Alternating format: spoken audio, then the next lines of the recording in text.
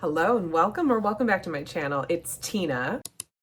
And today I'm really excited because I'm talking about something I've been lightly obsessed with, and apparently so has half the internet because this is the most viral thing I've seen in a while. We're talking about Unknown Number, the High School Catfish. Not only that, I'm kicking off a new series on my channel, and it's called If You're Obsessed with This, Read That. And in each of these YouTube videos, I'm going to take something buzzy that's in pop culture, whether that's a documentary, a viral moment, a TV show, trending story, whatnot, and I'm going to pair it with books you will want to pick up next. I forgot my mic. Testing. Hi. All right, that's better, right? Yeah, I think so. Episode 1 is inspired by the Netflix documentary Unknown Number, the High School Catfish. So let's get into it. If you're online at all, you have probably seen clips from this. This was mega viral and it was #1 on Netflix for a while, and for good reason. This story is crazy.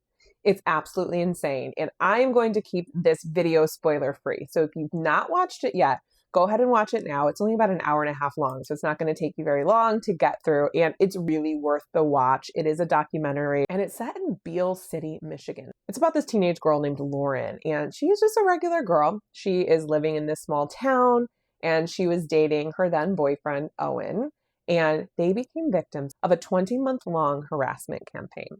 And so the crux of this documentary is basically who is the unknown caller, who is texting her, and why are they doing it? Who is behind all of this?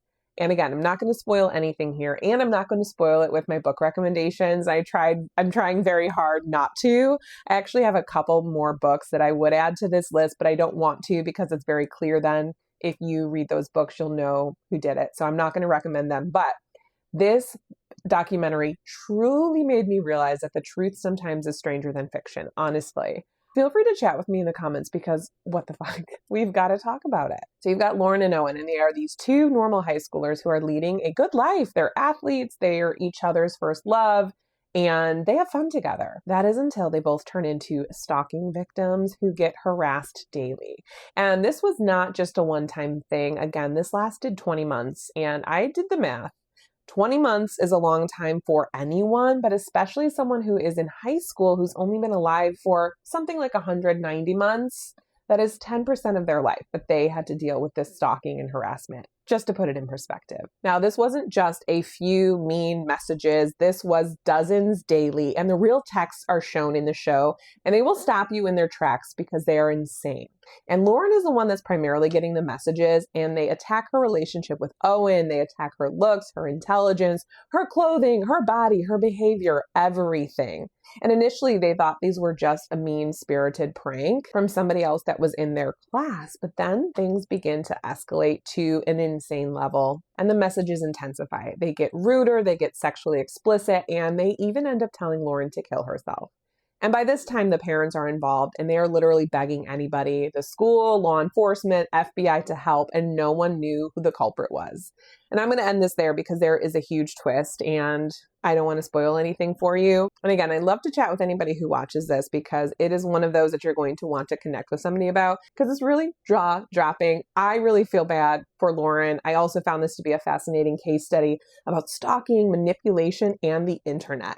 So naturally, as one does who has a book channel, it made me think of books. And I feel like I was able to figure out what was going on because I read so many psychological thrillers. But for my recommendations today, I look for books that are featuring psychological manipulation, anonymous threats, toxic relationships, and fiction that plays with manipulation and lies.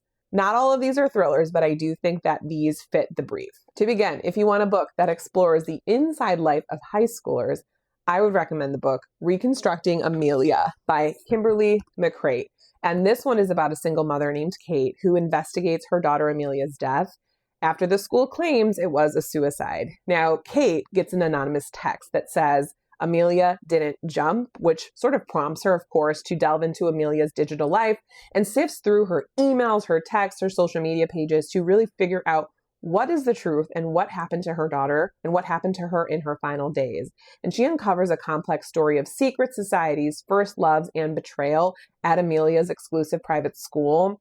And the novel blends Kate's present day investigation with Amelia's own narrative. And so you do get the point of view of the teenage girl. And I think this one works super well. This is a solid, sad, complex legal thriller that I think will make you worry about any of the teens that are in your life. Next, if you want a book that explores fallout from a viral moment and exploitation of teen girls especially, grab All We Ever Wanted by Emily Giffin. I'm a little bit surprised to be recommending Emily Giffin, but I really did like this book. And this one explores the fallout from a viral, inappropriate social media post that involves a scholarship student, Lila, at this prestigious private high school. And the story begins when an inappropriate and unauthorized photo of Lila in a very compromising position is taken by a classmate and is spread online with a racist caption.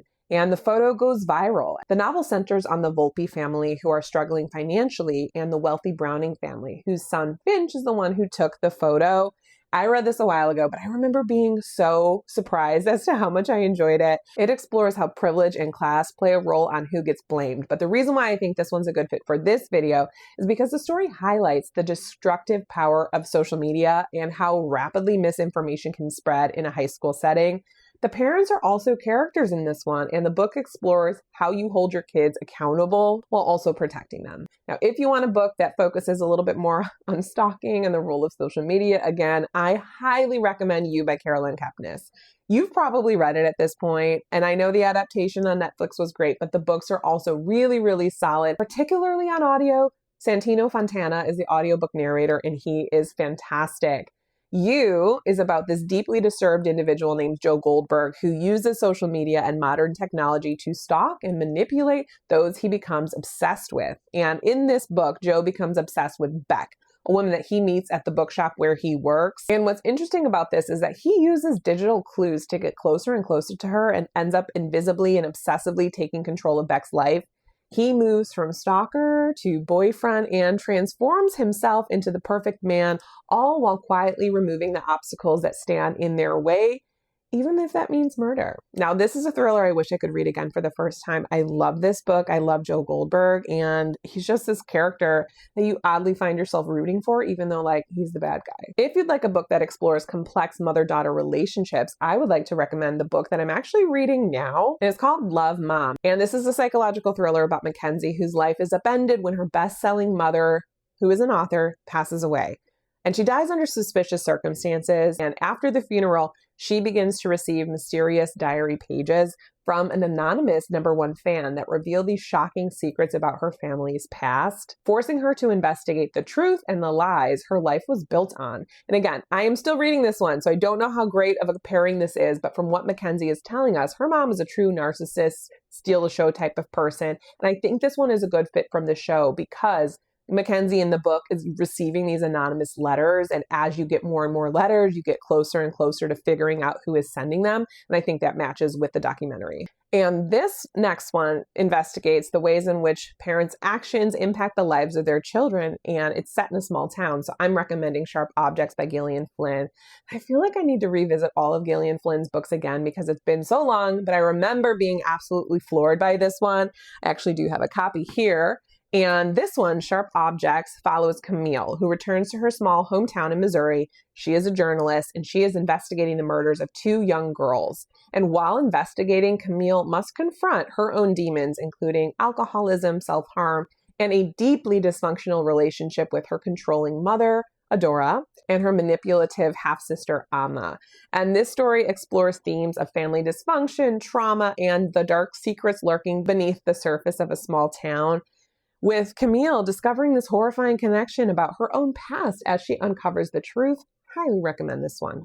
If you want a book where the entire town becomes involved in one family's drama, grab Little Fires Everywhere by Celeste Ng. This one is, I'd call it contemporary fiction. It's not a thriller, but I thought it was really good. It has a nice mystery in there too. And I like this one for the prompt because of how many families get involved in this. And it's set in Shaker Heights, Ohio, and traces the intertwined fates of the picture-perfect Richardson family and the mother and daughter who upend their lives. Now, this one has a great opening because it opens with a fire. This gorgeous home is up in flames, and another family is leaving town. And you spend the next however many pages trying to figure out what's going on, what happened, and how are these things connected. This one has themes of class, individuality versus community, and motherhood. Now, if you want a book that leans into small town gossip, grab Never Have I Ever by Jocelyn Jackson. This one is a neighborhood drama story or domestic suspense about Amy, who is a young mother in the suburbs with a loving family whose entire life gets upended when a mysterious woman shows up at her door one evening and threatens to reveal a long hidden secret that could destroy Amy's world. Now, I like this recommendation for this video because there are some whack job adults in this one that get involved in kids' business, and there are tensions riding high between the two families, and I think it goes perfectly. Now, if you want a bit of a meta recommendation, I will take the opportunity to recommend this any chance I get. It's The Weight of Blood by Tiffany D. Jackson. Now, I'm calling this a meta recommendation because this one, the book, has a documentary element into it as well. And this one alternates between present day when a podcast series is released detailing the events of a massive fire at a prom in a small Georgia town and what things led up to the incident. And this one's set in the fictional sundown town of Springville, Georgia, and it follows Maddie Washington, who is a senior who's been forced by her racist father to hide her ethnicity by passing. So she straightens her hair, and then one day while she's at school, there's a rainstorm and it causes her natural texture to come out and her heritage is revealed. And then in this one, there is this viral video and everyone is sort of laughing at her. It's pretty horrible. And in a bid to salvage the school's reputation, popular and high achieving Wendy convinces her Black football star boyfriend to take Maddie to prom. However, a revenge prank pulled by one of the bullies humiliates Maddie, and it sets off this chain of events that destroys the entire town. Yes, this is a retelling of Carrie. I'd say this one's even better. For High School Relationships Gone Wrong, you have One of Us is Lying by Karen McManus, and in this one you have 5 students who walk into detention, and a few minutes later, one of them is dead. And who killed Simon? This one is about this group of students who walk into detention. They're sort of these archetype students. One of them is the brain, one of them's the beauty, one of them's already considered a criminal. You have the athlete, and then Simon, who is the deceased, he is the outcast. And not only is he the one that's deceased, he is the creator of Bayview High's notorious gossip app.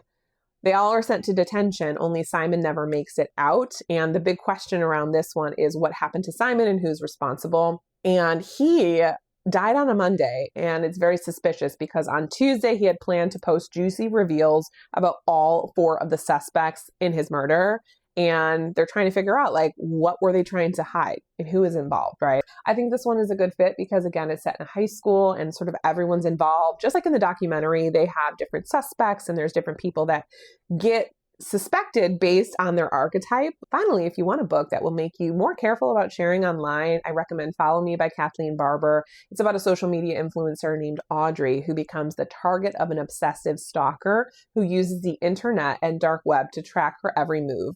Now, this one's sort of similar to You, but this one has like other elements that I think tie it into the documentary. This one explores the dangers of oversharing online and the blurred lines between public personas and online personas and reality.